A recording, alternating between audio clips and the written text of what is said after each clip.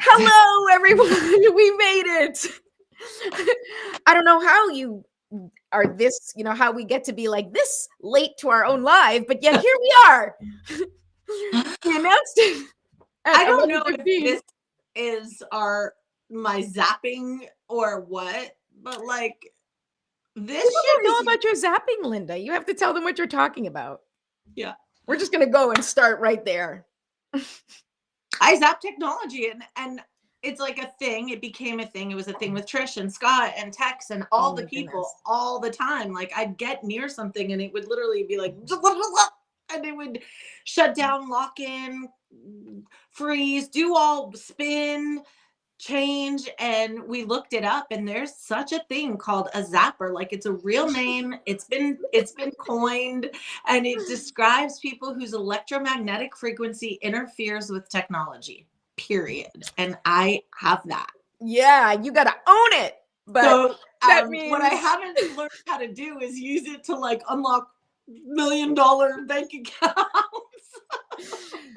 but when you do, I will be the first to benefit. This is crazy. We get it on my computer. I could not get Restream on my computer. I couldn't get sound with her on my phone. So now here we are on my phone and we're here. And that's And all we're that here. So, hello, everyone. For those of you who do not know us yet, I am Patricia Ribeiro Wolfson, aka Trish, to all those who know and love me. And this is my bestie, Linda Cress Barnett. Yes. Hello, everyone. If you don't know us, Trish and I have been friends for a very long time, but we had a show a few years back called Soul Seekers TV, and it was a beautiful show. We traveled, we introduced people to different modalities, different resources, different tools to just help you do all the things, empower yourself, calibrate your energy, do all the things that Trish and I love to do, are good at doing, and want to help other women do. So we also have our respective companies and our respective businesses. But when we come together, it's magic. So we keep doing it because Yes, what feels good, you do. And what feels great, you do do it again. And we are doing it for the fourth time. That's right. Woohoo! Because it feels great. Oh, happy Maggot. and healthy, Jen. Happy and healthy to you too. Yes. So, of course, happy and healthy to anybody who has joined us. Um, And I'm really excited.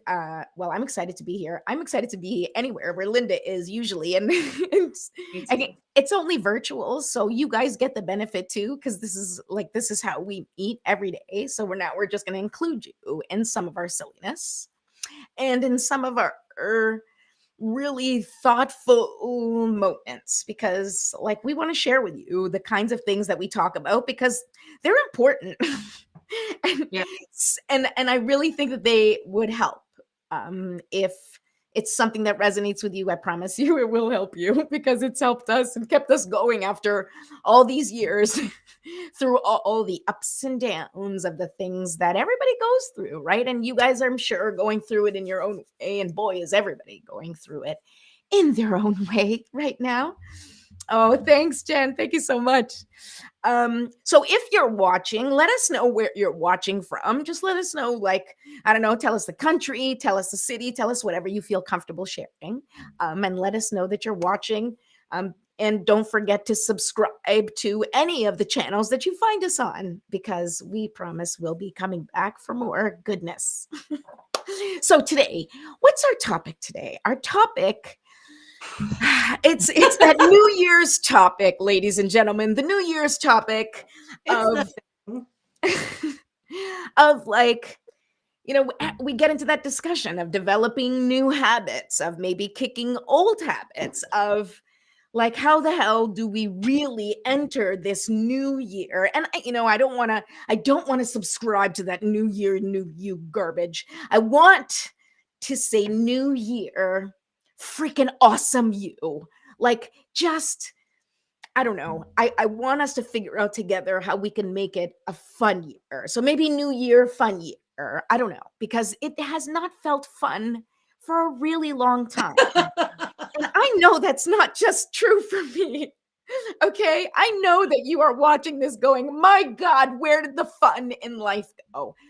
And it is my mission this year in 2025, and let me declare it, to add fun and a little ease into my own life and into the life of others. Because if we all have a little more fun, if we all make things a little easier, we might be able to release that pressure cooker that we all seem to be sitting in and cooking in, feeling like everything's ready to explode. And I want it to explode with love and goodness. So I'm going to do my part, and I know Linda's going to do her part to make that happen. Oh, hi, Chris. Happy New Year. Too much fun here. Yes, we try our best. We definitely try our best. So here's the thing. Do you have something to share? I feel like I kind of went in like trains are coming on the tracks.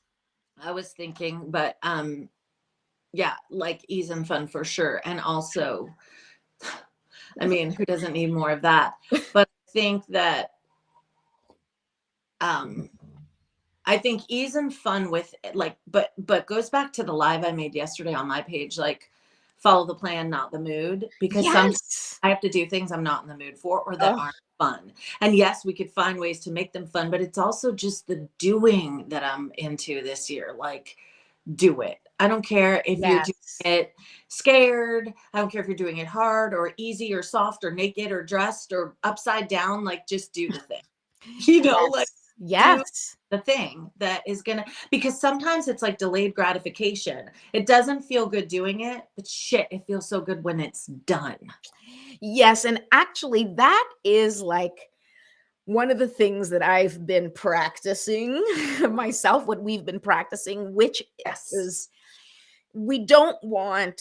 it's not about the immediate gratification. Definitely. It is about, it is about the long-term gratification, the long-term success, right? But we still need to satisfy our present selves. And so this is where, I want to kind of bring it in, and I want to do this together because like Linda and I have been talking about structure and stability and routine and habit creating because it's really hard for us. Okay, because it is the bane of our existence, is trying to come up with a routine that we can stick to because we are both neurodivergent. I don't think that's a surprise for anyone to hear that knows us. And so, as neurodivergent, perimenopausal moms of teenagers, woo, we got everything. Okay, we have to figure out how the hell to get shit done and how not to want to like just give up because it feels so hard, right? And so like we do hard things. God, we do hard things. We all know we can do hard things, okay? Yes, thank you, Glennon. We all do hard things, right? But back to our episode from like, I think our first episode, right? How can we make the hard things fun? How can we make the hard things easy? And it's up to you to figure out what that is for you, right? Like what it is that you need to do for yourself and how you can make it a little more fun or a little easier. Because I think that's really important because we fight so much. I know I fight. I can't speak for you guys. I fight so much like some of the things that I need to do again, because that's how my brain works. If it's something that I'm not interested in doing, even if it's good for me, I can't seem to get myself to do it. So what we do is we have to play tricks on our brain. We have to start playing games. And so I actually have something that I came up with that I'm going to put to the test this year. And I want everyone to also put to the test, right? So this is a little experiment. Instead of trying to give up a bad habit or break a bad habit, okay, I want to encourage you to just embrace that bad habit. That is your coping mechanism, right? I mean, okay, I want to say this as my disclaimer. If you are harming yourself or others, I am not a physician or a licensed psychologist or psychiatrist. So please take care of that if you are in trouble or if you're hurting someone. Okay. So That being said, as the disclaimer, um, if you have a bad habit or a coping mechanism that you want to release, instead of beating yourself up and trying to just quit the habit, quit the habit, quit the habit, I want you to introduce together with this bad habit. And it's a little bit of, I don't know if you guys know James Clear and his Atomic Habits. And I think he's talked about this where you kind of, I mean, there was someone else who did it first, but James Clear talks a lot about introducing habits. And I don't know if he talks about this specifically because I've read some stuff, but not a lot. So, pardon me if I'm overlapping because I listen to a lot of information and then I sort of translate it as appropriate. And so in this case, my suggestion is to create a good habit and connect it to that bad habit. Because the reason that we have trouble letting go of the things that are bad for us is because we don't have a replacement. We don't have something instead of, right? So if you're a smoker, right? And you want to quit smoking, and just, do what you got to do. Okay. Again, not a doctor, but but as someone who has done that before, has quit smoking, to replace it, what you want to do is first connect it to a good habit. So let's say you're smoking and then you want to listen to your favorite song, or you want to do something like whatever that feels really good to you that you want to introduce into your life. And then the idea is that you have your bad habit and you don't feel great about that, but you're now going to do something good, right? Do something productive, something that feels good to you. So that eventually this good habit is going to overshadow that bad habit. And you're going to be able to slowly shift into that good habit if you stay open, if you practice, right?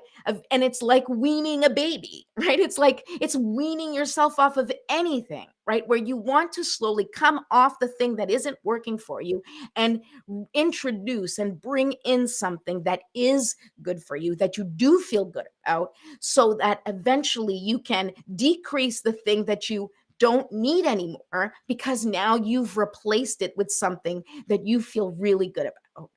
And so that is a little suggestion I have, and something that I'm putting into place for myself, that I find very important, because we need to like reconnect with our good coping mechanisms that we used to have as children, right? That we used to have when we were younger. Like we would maybe listen to music and dance, or we would maybe do other things because we allowed ourselves before other people told us we couldn't do those things to cope. Yeah. It's so funny as I'm listening, because I know we talk about this all the time offline. So I know we feel the same, but yet as I'm listening, a lot of things are going through my head. Like, first of all, I'm about to turn 50 next month, and I never had good habits. Like I never did. I just never did. I Hold never on. had. I Wait. don't agree with you. Yeah, no, let me Okay, say it. sorry. I'm sorry. I apologize. No, it's okay. And you'll see what I mean in a minute. Like I never had habits that support consistency, and that I never had habits that support a routine. And here's what I've learned over the last couple of years as I've like really tried to, especially in trying to run my own business, because before, when I was a student, when I was an employee, it didn't affect me to not have things in place because I was doing what other people told me. And as long as someone tells me what to do, I'm good. Like, give me a list, tell me you want things done, and I'm on it. Like I'm great at that. It wasn't until I became an entrepreneur, it wasn't until I was on my own, left to my own devices, left to like telling myself what to do and holding myself accountable, that I realized, like, wait, I don't have my shit in place for systematic running of my life. Like I just don't. I don't know how to have a business day at home. I don't know how to be a CEO in my office, in my home office. Like I just didn't know how to do that. And that's where like I realized that most of my life has either been I'm going to do that, like a big I did things because they were fun. It didn't matter if they served me. It didn't matter if they helped me. It didn't matter. I didn't see it as the goal. There was no goal to having fun. I just was having fun, but not in support of creating things that were going to support me. And now I realize that I really have to, in order, like, because the frustration that I feel, the disappointment that I get into, the guilt, all those feelings that I'm trying to integrate, all those feelings that I'm trying to transmute into higher level feelings, they come with the need. They all are have a root cause. It's like a cavity, and the root cause is I need to develop routine and consistency and habits that support my business, that support Linda, that make things that feel hard, because I am neurodivergent, easier. So for example, we were joking at dinner last night because I made a crock pot meal and my family loved it. And also I have about like 4,000 awesome recipes that I have fed my family. And I don't think that they've ever really or rarely had the same one twice. Okay. Now that makes dinner time challenging because every day is a new day. Every day is a new recipe. Every day is a new Chef Boyardee experience.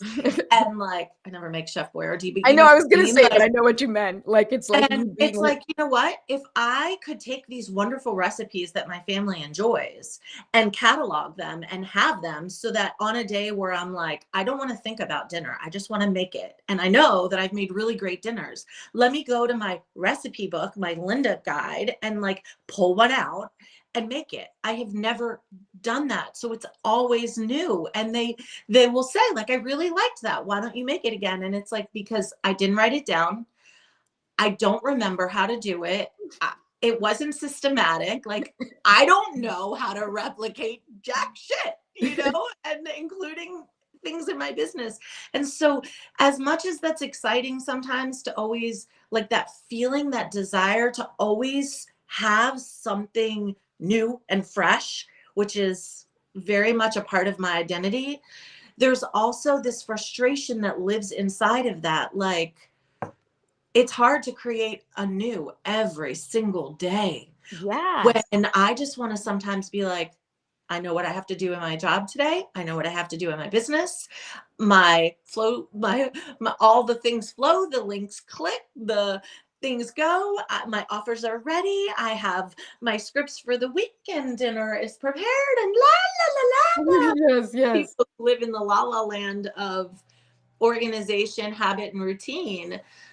There's something to be said. And in the times where I have been able to capture that even just a little, I can sense the like, this feels really good. Like, I want more of that. But more of that definitely is associated with like, and so for me, what would make the hard things easy? Well, maybe I could have like a book next to me when I make a recipe. And even though it's tedious, but if I could write it down, then I could feel like, well, I have this recipe to go to now, like one in the books. And so it's the habits that support the ease. Like, what Yes. hard thing can support this? What easy thing can support the hard thing to make it generally easier? Yes, and here's the thing, right? When I talk about embracing the bad habit, okay? I don't just mean I'm talking about like indulgent eating or I'm not talking like what we talk about, right? I'm not just talking about smoking, I'm not just talking about those bad habits that we talk about. What we also talk about in terms of bad habit is, you know, is our belief system, is our patterns, is our the things, as Linda said, that don't support our growth. But when I'm talking about embracing that bad habit, I'm also talking about embracing, like with Linda and I, our neurodivergence. And instead of thinking I should be able to get up and, prep my meals once a week, I should be able to, and beating ourselves up for the things that we think we should be able to do. And here is where we talk about this all the time, how to make the hard things easy is what accommodation, what practice can you, like, what thing can you test out to see if you can make that hard thing easier? And that's the key, right? It's not about, I only want to do things that are easy. and fun. It's about how can I make this thing that's so hard to do fun or easy, or ideally both, because that is how my brain will do it. Like, that is how I can make myself get it done, right? So that's one thing. And it is about not beating yourself up, but it is about creating the conditions where you can thrive. And to our title, if it feels good, do it. And if it feels great, do it again. It's the practice. Like, if you're practicing something and it's working for you and that feels really good. Like, for example, Linda and I've talked about going live, and it's important for us to, do our thing that we like to do most, which is like show up here and give love and support and inspiration and talk about the things that inspire us.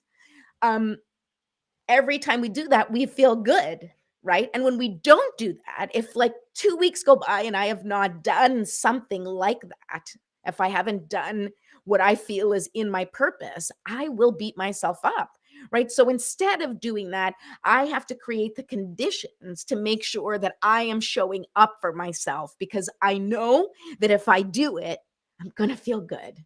And I know that the more I do it, the better I feel. The better I feel about myself, the better I feel about the things I do. And that is what I want to encourage you guys. And what Linda and I talk about all the time with each other and for everybody is like practicing the thing that's going to make you feel good. Like, because if it doesn't make you feel good, then you need to stop practicing it and you need to do it a different way. I'm not even saying like this is not about hard work or avoiding hard work. Like, obviously, if you're trying to learn how to play basketball, you got to get out there, you got to throw the basket, and you got to do it a million times. And you may not always feel good about it because you may not always be good. And that's true for everything in life. But you know that the more you practice, the easier it will get, the better you will become, and the more clarity you will have in terms of your connection with that thing you're passionate about. You're going to start to like, oh, I like this about it, but not so much this. I keep doing this and it's just not working for me. This is how we evolve. This is how we evolve our passions. It's how we evolve as people. It's how we evolve humanity, is by connecting to those parts of us and not beating ourselves up, but stepping into our fullest power, knowing, hey, I'm just practicing. And if this doesn't work, I'm going to practice something else. Without like, I always never stick to the thing. You don't stick to the thing because, like, what you want to stick to. You know what you want to work for you. And so if you want something to work for you, if you're there and you're listening and you're like, God, I want this so bad, what habit, what practice can you do that will get you this much closer, or will make it this much easier, or this much more fun to do the hard things you need to do to get the good stuff that you want? That's my thing. Yeah. And it's a work in progress. We are masterpieces in the making. And like for me lately, it's been one of the things, to be honest, is like, if I have to give myself too much space between what I need to do and doing it, even if it's thought to think about, how can this be easier? How can this be more fun? It doesn't matter. Like, the more of a gap, the more space that I allow between thinking I have to do something and it getting done is not as beneficial to my life, I have learned, than just closing the gap. Like, I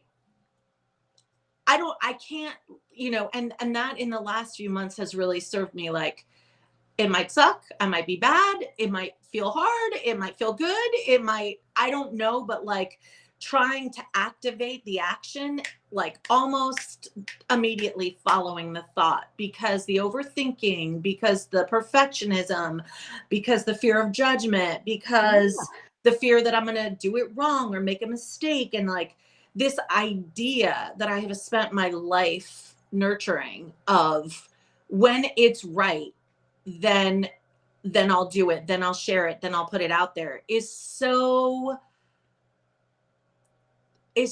ridiculous. Because here's the truth, is that I learn nothing from a mental practice only. Yeah. And where the learning takes place is when I lean in to the action of the things that I want. And that's where I learn, and that's where I tweak and pivot and go, oh, it didn't work like that. Let me try this. Let me try that. But there, you can't get any of that Right. when you're trying to, like, there's no, I now know that, like, I will never be able to perfect it in my mind to the extent that I believe I can. Like, this, like, I'll write it on 12 whiteboards, I'll think it for 32 days, I'll lose sleep over it, worry about it, massage it till it's broken, and then it will be perfect and worthy of the world. Like, no, it doesn't. My recipes aren't going to be perfect, my offers aren't going to be perfect until and ever, right? And so it's not practice makes perfect, it's practice makes habit. And it's like, Yes. I'm gonna share it with you, and then you're gonna say, I like this and I don't like that, and I'm gonna contemplate and go, okay, well, let me try it again, or let me put it out there. Maybe it's just not the right person. It's not always a reflection of you sucking when other people don't accept something that you put into the world. Like, also, there's that. You've been to restaurants you don't like, and it doesn't mean the restaurant sucks. It means you don't like their food and other people do. Right. That's, like, I need to leave room this year for that. I need to leave the possibility that when someone doesn't like me or it doesn't necessarily mean that I did a bad job. It just could be Yeah. not a match. But it's the closing of the gap that is so important for me this year, because when I reflect on everything I did and did not do last year, and I'm very proud of what I did, and I'm really excited to work on what I didn't do, but how do I get a step closer? Like you said, like, how do I make this year just one step closer? How do I do the things this year that I wanted to do last year and didn't? Like, what's going to be different? Yes. Yes. And it's the courage and to do it afraid, the clarity that comes through action, Mm-hmm. foresight, not thought, and it's pleasure. Those are my words. Like, Yeah. can I be courageous, knowing that the action will come in, the clarity will come in the action, and does it feel good? Yeah, 100%. It really is. And I love how you're talking about closing that gap, because that's exactly the most important thing. And when I talk about the ease and fun, it's about, like, what's the quickest, what's the fastest way to get what you want? What is Right. the quickest way to get what you want? And so for me, and it may not be true for everybody, for me, Yeah. I always look for the easiest way, the most fun, because that will make me do it. For example, we've talked about it several times. If I call somebody to I do was just gonna, something with me, yep, I will get it done, right? yep, And I will, like, in a heartbeat. It's yep, really hard for me to do it by myself if it's something that I find boring or tedious or just, like, hard for me to do. But the yep, second I call Linda or someone that, but usually Linda, yeah, or the second I invite Lori over or whatever, to do, like, whatever I need to do, I can do it. And I we are here to share with you our methods, because it needs to be talked about. I go to clients' houses. I talk to clients very, like, every week, and especially in the organization work that I do. I mean, people think that they're the only ones. They think that they're horrible. They think they're the only ones that things are messy. They think they're the only one that they're disgusted. So many people are disgusted by themselves, embarrassed by their mess, yeah, and it's literally the same everywhere. Now, it may yeah. not be the same for those of you, And unlike us, who, that is the way you handle your anxiety, is you clean. And that's awesome. I wish I handled my anxiety through cleaning. I mean, we all have our things, right? That's only my own thing. I'm not trying to diminish whatever yeah, anxiety you may have and how you deal with it. So please don't be offended by what I say, because my mother's one of those people who anxiety helps her. She's very, very productive, and I am the absolute opposite of her. However, our guilt and our shame and the stories we tell ourselves about what those things mean, what our bad habits mean, what our challenges mean. Right. That is what we need to shift this year. Is like, you know what? This is just who I am. This is hard for me. So, you know what? I'm going to call, and I have friends that I'm like, hey, I'm cleaning the kitchen. Yep. Can you talk to me while I clean the kitchen? Otherwise, I'm not going to clean it. And instead of feeling guilty or ashamed about it, I'm like, you know what? At the end of the day, that kitchen's clean. And in the morning, I wake up to a clean kitchen. So why does it matter how I accomplish that? It doesn't. It doesn't. It doesn't. So we want to encourage you, passionately encourage you to just do it. Just do it. Whatever it is, just go do the Nike thing. And if you don't know, if you're new, if you're just following us, if you are listening to this conversation going, yes, that's what I need. Like, I love support when I'm doing things I don't want to necessarily be doing. Just look, Trish has links for booking Better Together sessions with her. And that's one of the things, that's one of the ways in which she serves her community, is that you can call her and she will strategize on ways she can support you and be there for you while you do the things you don't I will want just to keep do. you company in Yeah. person or on Zoom. I will So- keep you company as you do the things that are hard. If it's calling, your insurance company, and I'm not an expert, so I can't help you with that kind of stuff, but I can sit with you and hold your hand while you research, while you call, while you craft an email, while you do the things you don't want to do, and you really need to get them done. Think about that as an investment, right? We all need to invest 100%. in ourselves and say, you know what? I am going to invest in this solution for me, because I know that once I have this solution will help me without me feeling bad about myself and consistently beating myself up. Yeah. And you may not have, and I'm not saying you have to pay for your solutions. Like, I offer it as a service because I see it as a need out there. Yeah, it But is. you may have a bestie like I have Linda, or Yep. or a mom or a dad or a brother or an uncle or a sister or a soul sister or whatever, where that you can reach out to and say, like, I'm really struggling to get this done. Can you help me? Can you suggest a way that I can do this? Can you just stay on the phone with me while I do it? I encourage you to just do whatever you need to do to get things done, because you are going to feel so much better. And don't waste any time or energy in beating yourself up for needing some kind of support. That's just it. So often we have been like, there's been this world up until now that tells us like what it's supposed to look like to get things done. You're not supposed to, you're an adult, you don't need help. You're supposed to do it in a timely manner with organization, blah, blah. There's like rules to getting stuff done. And the rule is get it done. That's the rule. The rule is get it done. And all the other ways that we have been allowed to feel guilty and shamed for how we get it done is nonsense, because what that actually Nonsense. adhere to those rules when we try to follow that and be good girls is we don't get anything done. So it's like the most counterintuitive thing ever.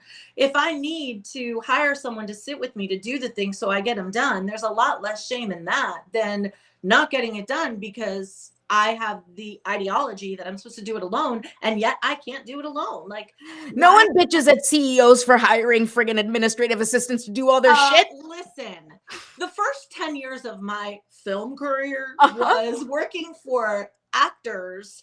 And let me tell you the kind of shit these people need. Like, when you're their assistant and it's personal and professional, they literally, I won't mention names when I say this, but I used to work for a very important person, okay, who would go from the office to his house every day. It was like, you go from work to home. And yet, every day that God created, the GPS in this person's car would have to be set to home every single day, without fail, on a route that's memorized, automatic, still needed to be set. And at first it seemed ridiculous. It seemed like such a like a display of like, I do because I can, and it seemed so arrogant until I asked the question and got down to the bottom of it. And you know what really was the cause is because he had so many thoughts. He had so many ideas. He was such a passionate creative. He had so many businesses. He was so successful that he would get distracted. He would go someplace in his mind and he would forget where he was going. Yes. And he wouldn't get home. And I thought, oh my gosh, like that happens to me sometimes. And you know what? If I could afford to have someone get in my car and set the GPS, I freaking would. And I could see the usefulness in it. And he didn't think twice about anybody's opinion of it. He was like, this is benefiting my productivity, my efficiency, my mental health, and I'm going to do it. And it's like, that's the key to that's what successful people do, that or more successful, you know, whatever the image is, that maybe some of us don't, is we judge things that other people are like, I don't really like, I'm going to use every resource at my disposal to do what I need to do in the way that I need to do it, because my success is the only thing that matters. Yes. Yes. And it was like, just as you were saying that, like I received like the message and it wasn't clear, but the idea of it was like being is the priority your success, or is your priority being viewed appropriately? Yeah. Because that's really what it is. Like, I don't want to do something because I'm ashamed that I have to do it. And it's happened to me. That exact thing happens to me. And I'm about to make a confession here. But those who know me are not going to be surprised. Okay. But I am one of the drivers of like the kids, right? So like my oldest son goes out with his friends and I am one of the primary people that takes them where they got to go because I'm home and I'm happy to do it. Okay. I have driven these kids home to their homes for several years, and I still have to put in GPS to their house and sometimes to mine just to get out of the neighborhood. Okay. Yes. I'm just, because I get distracted, I get disoriented. Okay. I think it's a neurodivergent thing, like with directions for certain people, because like there's a big spectrum of neurodivergence. But for me, like if you spin me around, I am completely confused unless I've only gone there once, or, you know, I've only gone there one way. And then my mind will visually know how to get there because I have landmarks, but I have to be paying attention. So if I don't pay attention, and I don't go the same way, I am completely lost. Listen, I totally that. Yes. When I was dating my husband, I lived on a houseboat for a little while. I was working on a movie, and that's exciting. The movie was in Miami, and I was like, the commute to Fort Lauderdale was just sucking because I was getting out at like 2-3 in the morning, and then I was partying, and I was like, I can't make this drive. So one of the guys I worked with had the top floor of a houseboat, and I rented it, and that's where I stayed. And I had been living there for a little while by the time I was dating my husband. And one day he wanted to come pick me up with a friend. So he was like, okay, where do you live? And I'm like, okay, I don't know street names, but here's what it is. When you go down, you'll get off on 79th. I knew that street name because it was like the main thing. And then I was like, you're going to get to a gas station and you're going to make a left. And then you're going to get to a Burger King and you're going to make a right. And then when you get to the light, it'll be in that area. So not long after, he calls and he's like, what? There's literally, the gas station was like, not a gas station. It was like, and the Burger King was like a KFC. Like every single landmark was wrong. The whole thing was wrong. And he was like, not one thing, not one. The lefts were rights. The McDonald's were Burger Kings. You just, how do you not know where you live? Like you pass these every day. You did not give me one good landmark. And I was like, oh, really? And that just goes to show you that you can be directionally challenged and still find love. I know. I got in the car. They were like, you live by yourself? How do you get around? How do you survive? You're on your own. That's so scary. I mean, I'm like this, and I moved to New York by myself at 24. I mean, we've talked about at 25. Actually, I was 24. I was 5 days before my 25th birthday. But like we talk about this all the time because Linda and I were in New York potentially at the same time or a little overlap, but Yeah, there was like a little overlap, but I think she got there just as I was leaving. I think the universe knew that we would just be dangerous together. There was no way if we had been who we were at that age in the same city at the same time. I think Manhattan would have been in big trouble. Now that would be a good movie. You and I, like for us to imagine. Oh yes, you guys want to see that? I want to see that. I want to see that only because I know the details. I don't know.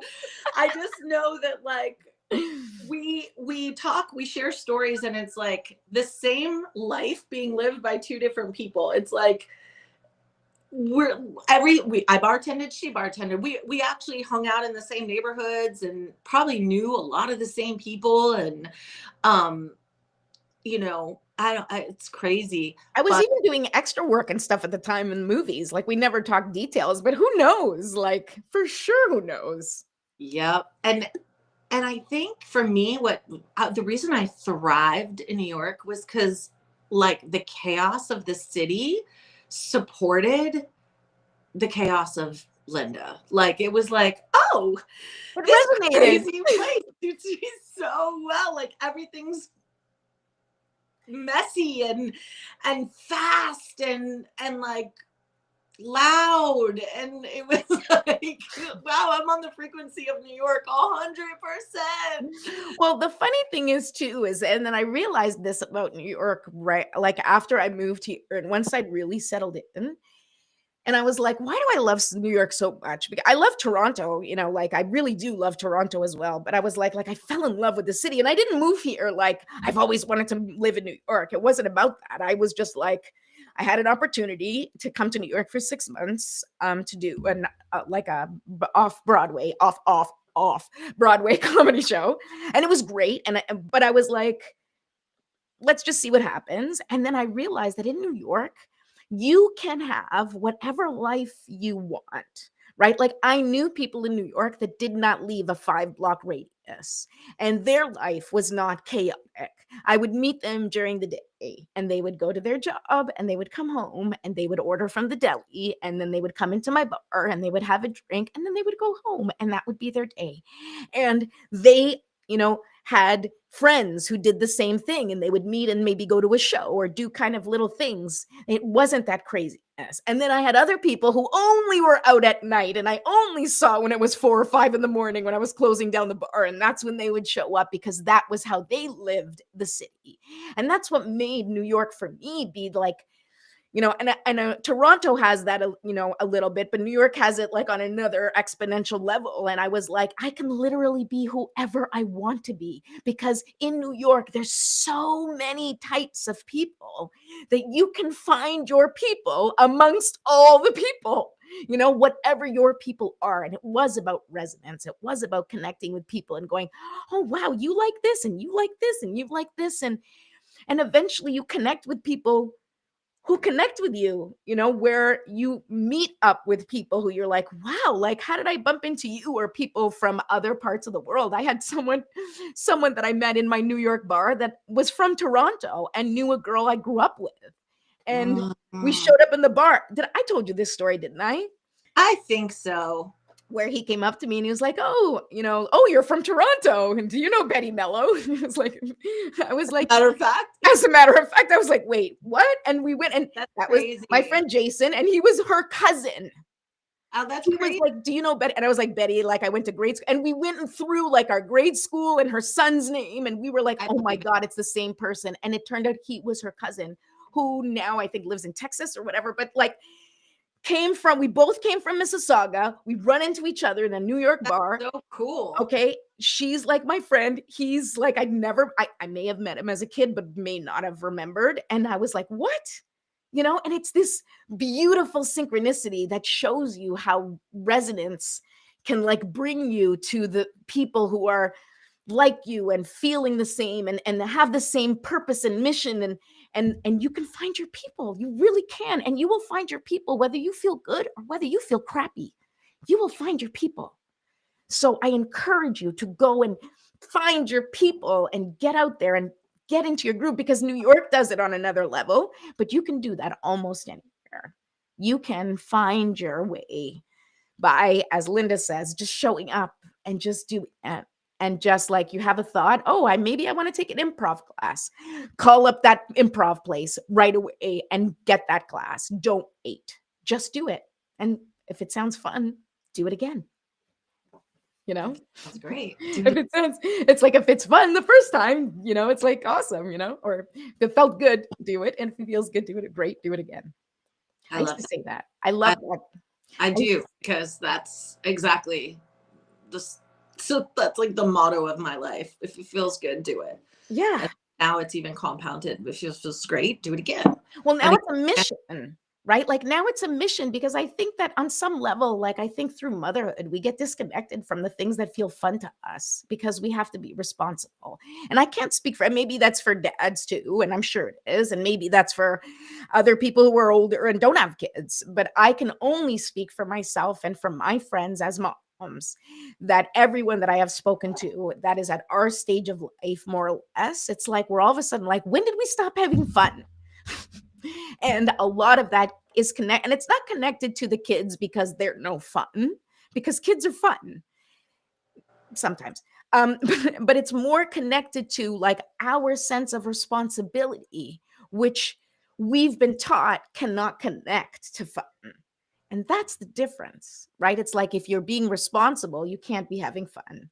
And I want that to be different. I want to show up differently. And I want to be like, we can have fun and be serious and be productive. And I mean, look at the entire movie industry. Talk about fun and productive for them. Like, that's their life's mission. They get to do what they want and they're having a freaking awesome time. And there's lots of people having an awesome time in many different types of careers. Like for us, we talk about TV and movies because that's what we love. But I'm sure that there's like someone out there in architecture that like wakes up every day and is like, I get to be an architect today. That's amazing. And you should feel that way at the very least about what you're dedicating your time and attention to. It may not be going well. You may not feel successful, but you should at least feel like, I'm doing this because this thing speaks to me. I feel purposeful when I do it. And that's how you stick to the plan and not the mood, right? You stick to the plan because you're like, I love this thing. Architecture is my life. I don't know why I picked architecture, but like, so you do the thing that's your life, even though you may show up at work one day and it's like terrible, or someone messed up the plans and there's like $1 billion, mistake, that's hard and it's a challenge and you have to face it. But the thing you're dedicating your time to is still the thing you're passionate about. And that's what I encourage you guys to take a look at for yourselves this year, is pursue what brings you joy. It may not always bring you joy, but the pursuit of it, the action of it, the taking steps to just like keep doing it is going to make you feel better than sitting there wishing and hoping and overthinking about how to get it done. Yeah. We've done that and it doesn't work. Yeah. And for those people who are at a job that isn't your calling and isn't your passion, and you're feeling like, well, that doesn't apply to me because I don't get to go to something I love every single day, I really encourage you to, because your passion is about who you are, not what you do. It's just how you apply it to what you do, right? And so your passion could be expressed even through the things you think are not, like, you may be going to a job that isn't all that you think you're meant to be, but how can you express all that you're meant to be through the job, through the people you connect with, through your personal life? It's you. It's the essence of expressing you. And we put too much emphasis on what we do as the end result of who we are. And it isn't connected always. Like, who you are can be Absolutely. the best that can be, even when you're doing something that you think, because it's just a pivot, right? It's like, what I'm really good at, how can I show up to this with the things I'm good at the front of the line, Yeah. and how will that change the experience that I'm having with something? Because it's the feeling you give to it. It's not the thing. Like, the job isn't the answer to everything. It's who you are being in all the moments of your life. That's the be all to everything. Absolutely. I love that, who you're being in every moment. That's it. That is your purpose. Are you allowing yourself to be fully yourself in whatever situation you're in? And Also, how can you create the safety in your life in order to be able to be fully expressed? I think that's the mission at the end of the day. And there's lots of things that we have no control over.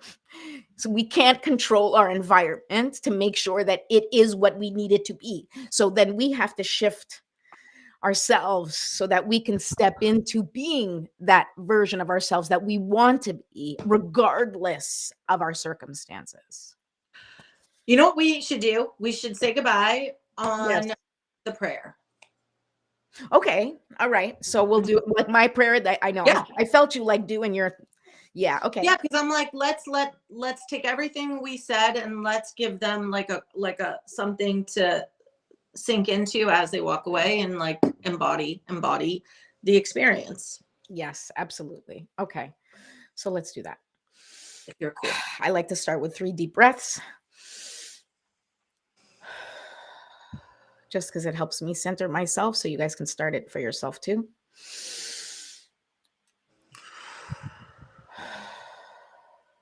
Okay, one last breath.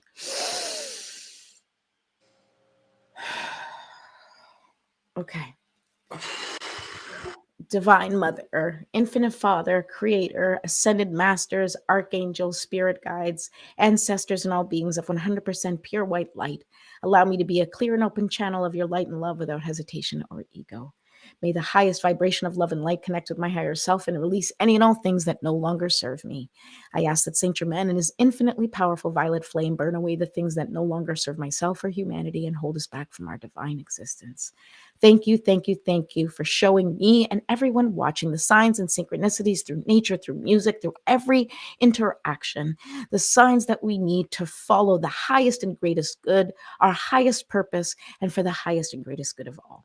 Thank you, thank you, thank you. So be it, and so it is. So it is, so it is, so it is. All right, we will be back. We're going to do this on Tuesdays, right? Yeah, Tuesdays, fun Tuesdays. Tuesdays, guys. Don't know what time because it's us, but close to this time. Somewhere around this time. Somewhere around. We're going to give you a zone, not a time. We're going to give you a zone. The zone is Tuesday.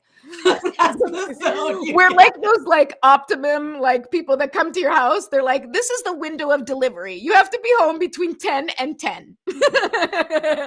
So in order to watch our show, just look out somewhere on Tuesday between 10 and 10. That's awesome. I love that so much. And that feels good. So we're going to do it again. Okay. We'll see you Hope soon. you guys enjoyed. Bye. Bye. Oh, why?